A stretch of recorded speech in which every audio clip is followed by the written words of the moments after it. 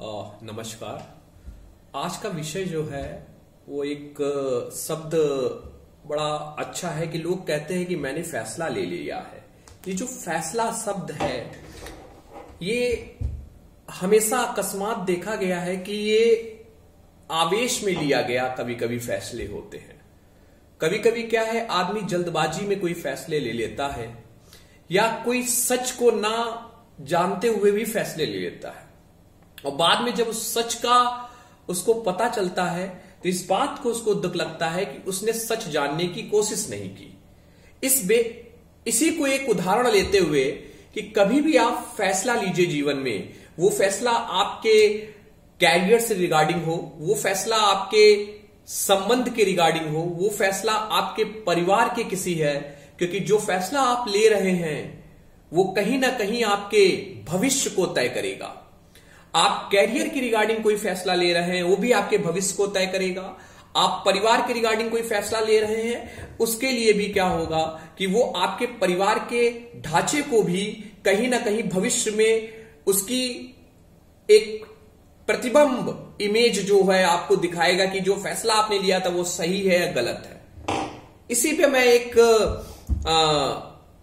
एक कहानी आपको सुनाता हूं कि प्राचीन काल में एक राजा के 3 पुत्र हुए और राजा की अवस्था वृद्ध होने लगी। वृद्ध अवस्था में वो आ गया तो उसको लगा कि 3 बच्चे हैं और किसको मैं राजा बनाऊं, क्योंकि राजा ये जानता है कि एक राजा का कर्तव्य होना चाहिए कि वो अपने प्रजा का पालन बिल्कुल अपने मुख की तरीके करे।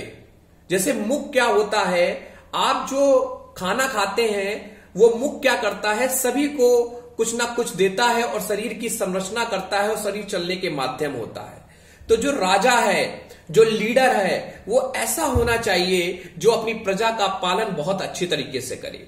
तो राजा ने सोचा ये 3 बेटे जो मेरे हैं इनको मैं पालन इनका करना है, कैसे करूंगा। तो उन्होंने तीनों के लिए एक परीक्षा रखी और उन्होंने एक प्रश्न किया अपने तीनों पुत्रों से कि एक अपराधी है और उसने कोई दंड किया है या दंड ऐसी सूचना आई है तो आप क्या करोगे। पहले बेटे ने आंसर दिया, पहले बेटे ने उसका उत्तर दिया कि उसको मैं कठोर दंड दूंगा, कि उसको देख के उसका मतलब नहीं एक कोई उस कठोर दंड में ये भी हो सकता है कि उसके किसी भुजा को काट दिया जाएगा या उसके किसी एक पैर को या उसके परिवार को अलग कर दिया जाएगा गांव से, कि उसको देख के गांव वाले उस तरह दूसरा क्या करेंगे, उस तरह की दंड की चेष्टा नहीं करेंगे। तो राजा ने कहा ठीक है। अब की दूसरे की बारी आई। दूसरे ने कहा कि आप क्या करेंगे, तो उसने कहा कि मैं मृत्यु दंड दूंगा, क्योंकि जब मैं मृत्यु दंड दूंगा तो दूर दूर के गांव तक एक बात पहुंचेगी कि फला राजा ने देखिए एक अपराधी को मृत्यु दंड दिया है, जिससे उस गांव के लोग तो डरेंगे और गांव के दूसरे लोग भी इस बात से डरेंगे कि इस तरह का दंड जब मैं करूंगा तो मुझे क्या होगा, मृत्यु दंड दे दिया जाएगा। राजा ने कहा चलिए ये भी बात सही है। अब की बारी तीसरे बेटे की आई और तीसरा बेटा छोटा था तो उससे पूछा गया कि आप क्या करेंगे। तो तीसरे बेटे ने आपने जो उत्तर दिया उसने कहा कि पिताजी मैं जरा इसको थोड़ा सा सरलीकरण करके बताता हूं कि हम दंड तो देंगे लेकिन इस कहानी को पहले मैं एक कहानी से जोड़ता हूं। तीसरे बेटे ने कहा मैं आपको एक कहानी सुनाता हूं। उसने कहा कि एक शहर में एक धनवान व्यक्ति के पास एक बंदर था और वो बंदर अपने मालिक से बोला कि मालिक मुझे अपनी मां से मिलने जाना है। तो मालिक ने कहा ठीक है तुम अपनी मां से मिलने जाओ और तुम सही समय पे आ जाना। बंदर अपनी मां के पास गया, मां से मिला, मां के पास प्यार और सारी उनकी सेवा की और शाम को वो चलने लगा। तो मां ने कहा ठीक है तुम अपने मालिक के पास जाओ।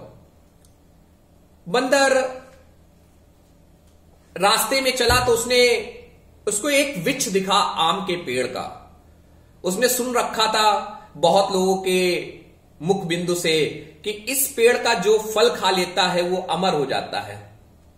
तो बंदर ने सोचा कि एक पेड़ का फल मैं अपने मालिक के लिए ले चलूं, क्योंकि मालिक भी अमर हो जाएगा और वो दूसरों की सेवा करते ही है, तो उसी तरीके वो और लोगों की भी सेवा करेगा। तो उसने एक फल तोड़ लिया, लेकिन वो बहुत दूर से आ रहा था, उसको नींद लग गई और उसने क्या किया, वो फल जमीन में रख के वो सोने लगा। उस फल को जब वो नींद में हो रहा था, नींद उसको लग रही थी, तो उसने क्या किया कि उस फल को सांप ने उसको क्या कर लिया, थोड़ा सा चख लिया। लेकिन वो तो नींद में था बंदर, वो अपना फल लेके अपने मालिक के पास पहुंचा और मालिक को बताया कि मैं अपनी मां से मिल आया हूं और आपके लिए एक फल लाया हूं जिनकी मैंने चर्चा सुनी थी कि ये फल जो खाता है वो अमर हो जाता है।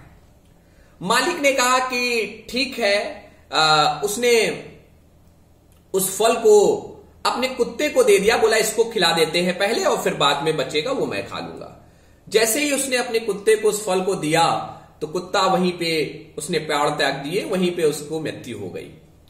और जब मृत्यु हो गई तो मालिक को बड़ा क्रोध हुआ, मालिक को बड़ा गुस्सा आया कि मैंने जिस बंदर को इतना अच्छा मानता हूं मैं, उसने बताइए मेरे लिए ये किया। तो उसने क्या किया, वो आम का जो जूठा आम था उसको फेंक दिया और उसको मृत्यु दंड दे दिया।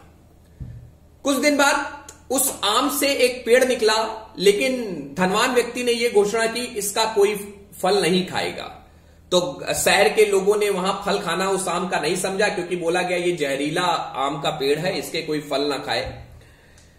कभी एक दिन एक भूखी प्यासी वृद्ध महिला वहां से गुजरी और उसने देखा कि आम का पेड़ लगा हुआ है, गर्मी बहुत थी, छाए भी है। उसने कहा कि ठीक है, छांव में रुकते हैं। उसने आम का एक पेड़ खाया, आम का फल लेके उसने चखा और चखने के बाद उसने क्या किया, उसने देखा कि उस महिला की जो वृद्ध अवस्था थी वो धीरे धीरे उसकी उम्र ढलती रही।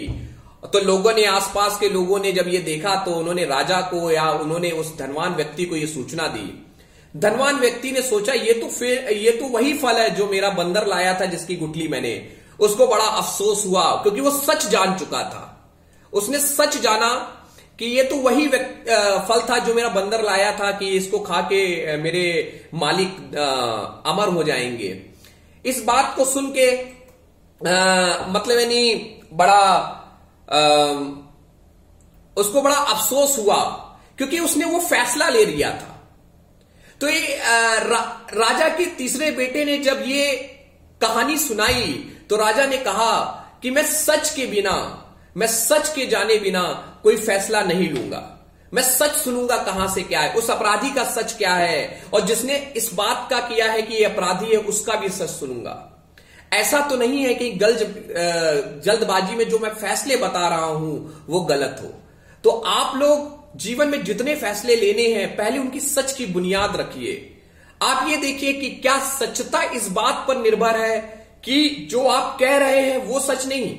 आप दोनों को स्मरण करिए कि आप उसकी भी बात सुनिए, इसकी फिर इस पे कंक्लूजन पे निकलिए।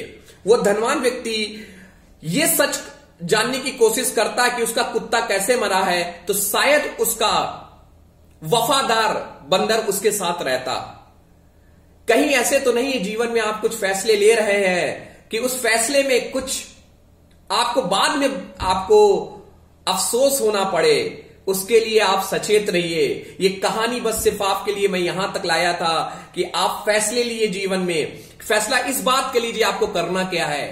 तत्काल के फैसले हमेशा गलत हैं। आप सच को जानिए। सच अकेला, एक किसी व्यक्ति ने कहा है कि सच अकेला हो सकता है, सच अकेला चल सकता है, लेकिन सच कभी हार नहीं सकता है। इन्हीं शब्दों के साथ मैं आप लोगों से विदा लेता हूं और फिर कहता हूं कि आप अपने जीवन की बुनियाद सिर्फ इसी बात पे करिए, इसी बात का फैसला लीजिए कि ये फैसले कितने दूर तक सच है, कितने अच्छे हैं। वही जाके आपको एक नया रास्ता दिखाएंगे। धन्यवाद।